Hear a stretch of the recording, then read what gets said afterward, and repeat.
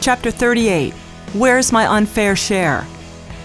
All this discussion of fair share in today's political arena got me thinking about the parable of talents found in the Bible's book of Matthew, chapter 25. In this parable, a man gives each of his 3 servants a bag of property. Some say they were bags of gold coins. Each servant received a quantity of bags commensurate with his ability. The owner then went on a journey and, upon his return, summoned his servants to see what they had done with the property that he'd entrusted to them. The first servant, who was given 5 bags, used his talents to gain 5 more. The second, who was given 2 bags, used his talents to also double the owner's initial investment.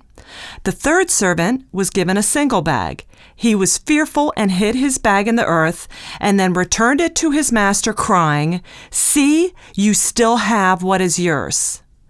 The owner cursed him for not working with what he was given, and threw him out into the darkness. The third servant's rationale was, "I kept exactly what was given to me secure, hence there was no loss. So what's the problem?" What's the problem? The trouble with defining fair share is that everyone has a different definition. But this parable clearly illustrates the importance of hard work and investment for each individual.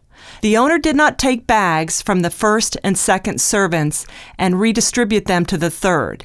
In fact, the owner did just the opposite and threw the third servant out into the darkness.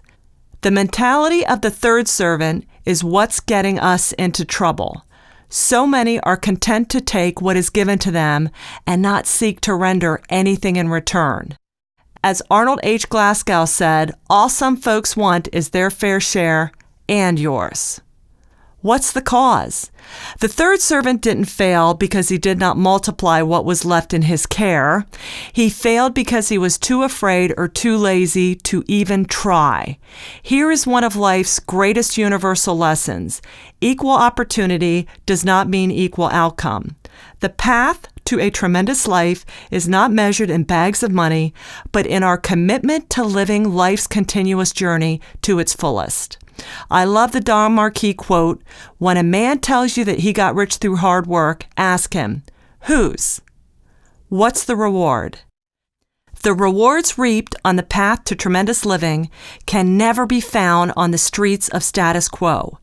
Whenever you feel that you've done enough and it's time to rest on your laurels for a bit, remember, there is no such thing as status quo. Time can never be recovered. Inflation defeats the worth of currency, and most truly great opportunities come along only once.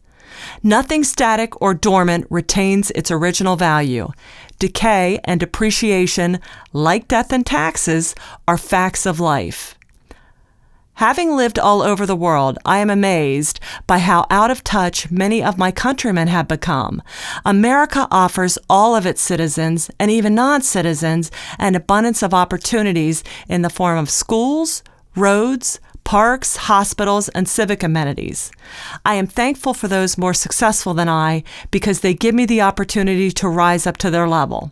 And I will never take what's been given to me and not work hard to put it to use and multiply it. That's my definition of fair share. Robin Hood was wrong.